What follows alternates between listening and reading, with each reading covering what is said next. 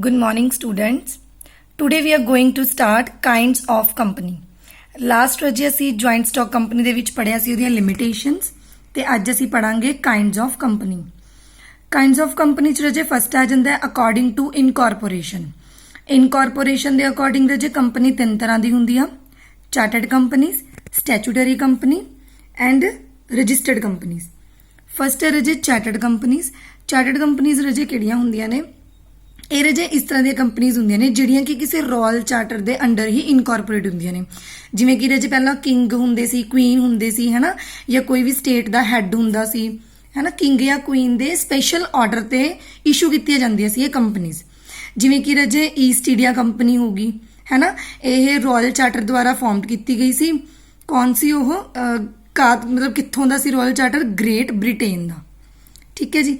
ਰਜੇ ਜਿਹੜੀ East India company ਹੈ ਇਹ ਮਤਲਬ ਇਸ ਤੋਂ ਬਾਅਦ ਮਤਲਬ ਸਿਰਫ ਇਹ ਨਹੀਂ ਮਤਲਬ ਇੱਥੋਂ ਦੇ ਹੀ ਉਹਨੇ ਕੀਤੀ ਸੀ ਰਾਇਲ ਚਾਰਟਰ ਨੇ, ਇਸ ਤੋਂ ਬਾਅਦ ਇਹ ਕਿਸੇ ਵੀ ਕੰਟਰੀ 'ਚ ਫਾਰਮਡ ਨਹੀਂ ਹੋਈਆਂ ਚਾਰਟਰਡ ਕੰਪਨੀਜ਼। ਨੈਕਸਟ ਹੈ ਰਜੇ ਸਟੈਚੂਟਰੀ ਕੰਪਨੀਜ਼।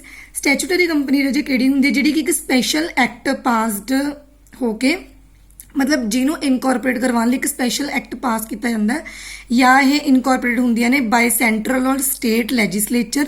ਜਿਵੇਂ ਕਿ ਰਜੇ ਆਰਬੀਆਈ ਹੈ, ਆਰਬੀਆਈ ਫਾਰਮਡ ਕੀਤੀ ਹੋਈ ਹੈ ਅੰਡਰ ਆਰਬੀਆਈ ਐਕਟ 1934। ਠੀਕ ਹੈ ਜੀ। ਮਤਲਬ ਇਹਦੇ ਜਿਹੜੇ ਆਬਜੈਕਟਸ ਹੁੰਦੇ ਆ, ਰਾਈਟਸ ਹੁੰਦੇ ਆ, ਪਾਵਰਸ ਹੁੰਦੇ ਨੇ, ਰਿਸਪੌਂਸਿਬਿਲਿਟੀਜ਼ ਹੁੰਦੀਆਂ ਨੇ ਕੰਪਨੀਜ਼ ਦੀਆਂ, ਇੱਕ ਸਪੈਸ਼ਲ ਆਪਾਂ ਕਹਿ ਦਿੰਦੇ ਨਾ ਸਪੈਸ਼ਲ ਉਹਦੇ ਅੰਡਰ ਹੁੰਦੀਆਂ ਨੇ, ਐਕਟ ਦੇ ਅੰਡਰ ਜਾਂ ਸਪੈਸ਼ਲ ਇੱਕ ਜੋ ਇਹਨੂੰ ਰੈਗੂਲੇਟ ਕਰਦਾ। ਠੀਕ ਹੈ। ਇਹ ਮਤਲਬ ਇੱਕ ਵਰਡ ਹੁੰਦਾ ਰਜੇ ਲਿਮਿਟਡ। ਠੀਕ ਹੈ। ਜਿਵੇਂ ਆਪਾਂ ਦੇਖਦੇ ਨਾ ਪ੍ਰਾਈਵੇਟ ਕੰਪਨੀ ਦੇ ਪਿੱਛੇ ਪੀਵੀਟੀ ਲਿਮਿਟਡ ਹੁੰਦਾ, ਗਵਰਨਮੈਂਟ ਦੇ ਪਿੱਛੇ ਇਕੱਲਾ ਲਿਮਿਟਡ ਹੁੰਦਾ।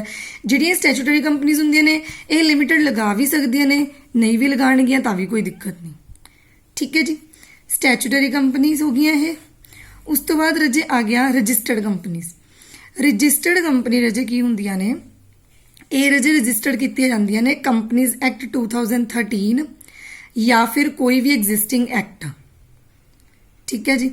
ਜਾਂ ਆਪਾਂ ਕਹਿ ਦਿੰਦੇ ਹਾਂ ਕਿ ਇਹ ਕੰਪਨੀ ਰਜਿਸਟਰਡ ਹੁੰਦੀਆਂ ਨੇ under the provisions of the companies act.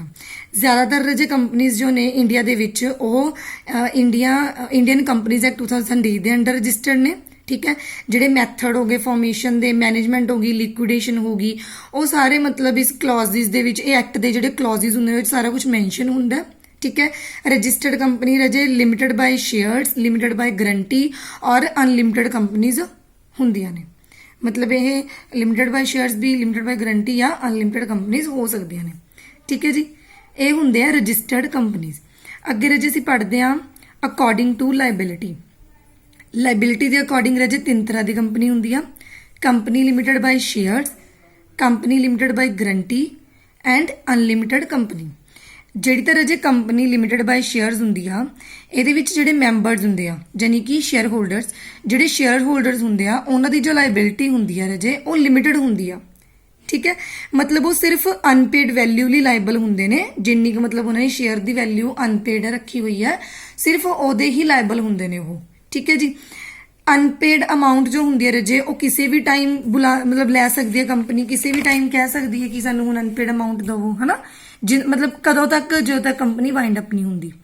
ਠੀਕ ਹੈ ਜੀ।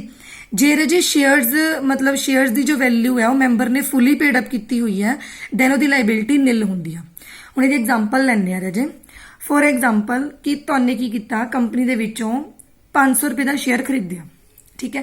500 ਦੇ ਵਿੱਚੋਂ ਤੁਹਾਨੇ 200 ਰੁਪਇਆ ਪੇ ਕੀਤਾ ਹੋਇਆ ਕੰਪਨੀ ਨੂੰ।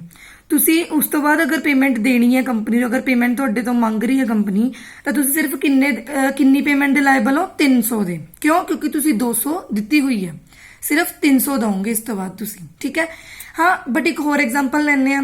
ਅਗਰ ਤੁਸੀਂ ਮੰਨ ਲਓ ਸ਼ੇਅਰ ਖਰੀਦਿਆ 500 ਰੁਪਏ ਦਾ ਤੇ ਤੁਸੀਂ 500 ਦਾ 500 ਰੁਪਇਆ ਕੰਪਨੀ ਨੂੰ ਦੇਤਾ, ਸ਼ੇਅਰ ਦੀ ਵੈਲਿਊ ਤੁਸੀਂ ਦੇਤੀ।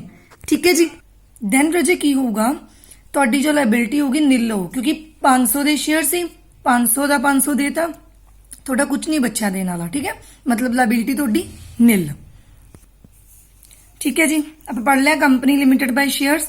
ਹੁਣ ਅਸੀਂ ਪੜ੍ਹਦੇ ਹਾਂ company limited by guarantee. Company limited by guarantee ਦੇ ਵਿੱਚ ਰਜੇ ਕੀ ਹੁੰਦੀ ਆ? ਜਿਹੜੀ ਸ਼ੇਅਰ ਹੋਲਡਰਸ ਦੀ ਲਾਇਬਿਲਿਟੀ ਹੁੰਦੀ ਆ ਉਹ ਲਿਮਿਟਡ ਹੁੰਦੀ ਆ। ਕਿੱਥੇ ਤੱਕ? ਜਿੱਥੇ ਤੱਕ ਸ਼ੇਅਰ ਹੋਲਡਰਸ ਨੇ ਕੰਪਨੀ ਨੂੰ ਗਰੰਟੀ ਦਿੱਤੀ ਹੁੰਦੀ ਆ। ਠੀਕ ਹੈ। ਜਾਂ ਜਿੰਨਾ ਕੋ ਨੇ ਕੰਪਨੀ ਦੇ ਐਸੈਟਸ ਦੇ ਵਿੱਚ ਆਪਾਂ ਕਹਿ ਦਿੰਦੇ ਆ ਇਨਵੈਸਟ ਕੀਤਾ ਹੁੰਦਾ। ਠੀਕ ਹੈ, ਜਦੋਂ ਕੰਪਨੀ ਵਾਉਂਡ ਅਪ ਹੁੰਦੀ ਆ ਦੈਨ ਅਗਰ ਐਸੈਟਸ ਦੇ ਪ੍ਰਤੀ ਕੋਈ ਮਤਲਬ ਅਮਾਉਂਟ ਬਣਦੀ ਹੈ ਸ਼ੇਅਰ ਹੋਲਡਰਸ ਦੀ ਜਾਂ ਕੰਪਨੀ ਨੂੰ ਲੋੜ ਪੈਂਦੀ ਹੈ ਤਾਂ ਸ਼ੇਅਰ ਹੋਲਡਰਸ ਕਿੰਨੀ ਕੁ ਅਮਾਉਂਟ ਦੇਣਗੇ ਜਿੰਨੀ ਕੁ ਉਹਨਾਂ ਨੇ ਗਰੰਟੀ ਲਈ ਹੁੰਦੀ ਆ ਕਿ ਵਾਈਂਡ ਅਪ ਦੇ ਟਾਈਮ ਤੇ ਅਸੀਂ ਇੰਨੀ ਪੇਮੈਂਟ ਦੇ ਦਾਂਗੇ। ਠੀਕ ਹੈ, the amount granted can be only demanded at the time of its wound up। ਰਜੇ ਅਮਾਉਂਟ ਹੈ ਜਿਹੜੀ ਗਰੰਟੀ ਵਾਲੀ, ਠੀਕ ਹੈ, ਉਹ ਸਿਰਫ ਉਦੋਂ ਹੀ ਡਿਮਾਂਡ ਕੀਤੀ ਜਾਂਦੀ ਹੈ ਜਦੋਂ ਕੰਪਨੀ ਨੂੰ ਵਾਉਂਡ ਅਪ ਕਰਦੇ ਆ। ਠੀਕ ਹੈ, hence it is a reserve capital. Otherwise ਇਹ ਕੀ ਹੁੰਦੀ ਹੈ, ਰਿਜ਼ਰਵ ਕੈਪੀਟਲ ਹੁੰਦੀ ਹੈ ਤਾਂ ਕਿ ਕੰਪਨੀ ਦੀ ਇਨ ਫਿਊਚਰ ਕੰਮ ਆ ਸਕੇ। ਇਹ ਕੰਪਨੀਜ਼ ਰਜੇ ਜਨਰਲੀ ਕਿਹਨੂੰ ਪ੍ਰਮੋਟ ਕਰਦੇ ਆ, ਆਰਟਸ, ਸਾਇੰਸ, ਕਮਰਸ, ਸਪੋਰਟਸ ਹੋ ਗਏ ਹਨਾ। ਇਹ ਕੰਪਨੀ ਮਤਲਬ ਪ੍ਰੋਫਿਟ ਮੇਕਿੰਗ ਲਈ ਨਹੀਂ ਹੁੰਦੀ। ਠੀਕ ਹੈ, ਸੋ ਇਹ ਹੁੰਦੀ ਹੈ ਰਜੇ company limited by guarantee. Next ਅਗਰ ਰਜੇ ਅਨਲਿਮਿਟਡ ਕੰਪਨੀਜ਼, ਅਨਲਿਮਿਟਡ ਕੰਪਨੀਜ਼ ਦੇ ਵਿੱਚ ਰਜੇ ਕੀ ਹੁੰਦੀ ਆ, ਕੋਈ ਵੀ ਲਿਮਿਟਿੰਗ ਨਹੀਂ ਹੁੰਦੀ ਮੈਂਬਰਸ ਦੀ ਲਾਇਬਿਲਿਟੀ ਤੇ।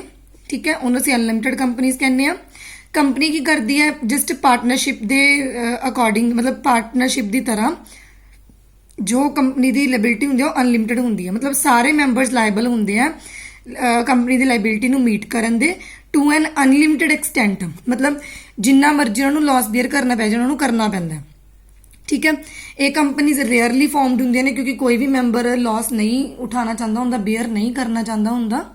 ਠੀਕ ਹੈ ਜੀ, ਇਹਦੇ ਵਿੱਚ ਰਾਜੇ ਕੀ ਹੁੰਦਾਗਾ ਕਿ ਜਿਵੇਂ ਹੁਣ ਤੁਸੀਂ ਮੰਨ ਲਓ ਕਿ ਕੰਪਨੀ ਦੇ ਵਿੱਚ ਤੁਸੀਂ ਨੇ ਇਨਵੈਸਟ ਕੀਤੇ ਹੋਏ ਆ, ਚਾਹੇ ਜਿੰਨੇ ਮਰਜ਼ੀ ਪੈਸੇ ਇਨਵੈਸਟ ਕੀਤੇ ਆ, ਹੁਣ ਕੰਪਨੀ ਲਾਸ ਦੇ ਵਿੱਚ ਜਾ ਰਹੀ ਹੈ, ਵਾਉਂਡ ਅਪ ਹੋਣਾ, ਤਾਂ ਕੰਪਨੀ ਨੂੰ ਜਿੰਨਾ ਨੁਕਸਾਨ ਹੋਊਗਾ ਉਹ ਸਾਰੇ ਮਤਲਬ ਮਿਲ ਕੇ ਕਰਨਗੇ। ਇਹ ਨਹੀਂ ਹੈਗਾ ਕਿ ਕੋਈ ਕਹੂਗਾ ਮੇਰੀ ਲਾਇਬਿਲਿਟੀ ਤਾਂ ਇੰਨੀ ਕਿ ਮੈਂ ਤਾਂ ਸਿਰਫ ਇੰਨਾ ਕਿ ਇਨਵੈਸਟ ਕੀਤਾ ਸੀ ਜਾਂ ਕੁਝ ਹਨਾ, ਇਹ ਚੀਜ਼। ਠੀਕ ਹੈ, ਮੈਂਬਰ ਜੋ ਲਾਇਬਿਲਿਟੀ ਹੁੰਦੀ ਆ ਉਹ ਅਨਲਿਮਿਟਡ ਹੁੰਦੀ ਆ, ਪਾਰਟਨਰਸ਼ਿਪ ਦੀ ਤਰ੍ਹਾਂ ਉਹ ਕੰਟਰੀਬਿਊਟ ਕਰਦੇ ਆ according to the ratio of amount invested in the company. ਠੀਕ ਹੈ, ਇਹ ਸੀ ਰਜੇ ਆਪਣੀ ਅਨਲਿਮਿਟਡ ਕੰਪਨੀਜ਼। ਸੋ ਰਜੇ ਨੈਕਸਟ ਵੀਡੀਓ ਦੇ ਵਿੱਚ ਅਸੀਂ ਪੜਾਂਗੇ ਅਕੋਰਡਿੰਗ ਟੂ ਓਨਰਸ਼ਿਪ। ਅੱਜ ਅਸੀਂ ਰਜੇ ਕੀ ਪੜਿਆ, ਅਕੋਰਡਿੰਗ ਟੂ ਇਨਕੋਰਪੋਰੇਸ਼ਨ, ਜਿਹਦੇ ਵਿੱਚ ਅਸੀਂ ਪੜਿਆ ਕੰਪਨੀ 3 ਤਰ੍ਹਾਂ ਦੀ ਹੁੰਦੀ ਆ, ਚਾਰਟਰਡ ਕੰਪਨੀਜ਼, ਸਟੈਚੂਟਰੀ ਕੰਪਨੀਜ਼ ਤੇ ਰਜਿਸਟਰਡ ਕੰਪਨੀਜ਼। ਤੇ ਅਸੀਂ ਇੱਕ ਪੜਿਆ ਅਕੋਰਡਿੰਗ ਟੂ ਲਾਇਬਿਲਿਟੀ, ਜਿਹਦੇ ਵਿੱਚ ਕੰਪਨੀ 3 ਤਰ੍ਹਾਂ ਦੀ ਹੁੰਦੀ ਆ, company limited by shares, company limited by guarantee, company ਤੇ ਅਨਲਿਮਿਟਡ ਕੰਪਨੀ। ਠੀਕ ਹੈ ਜੀ, ਥੈਂਕ ਯੂ।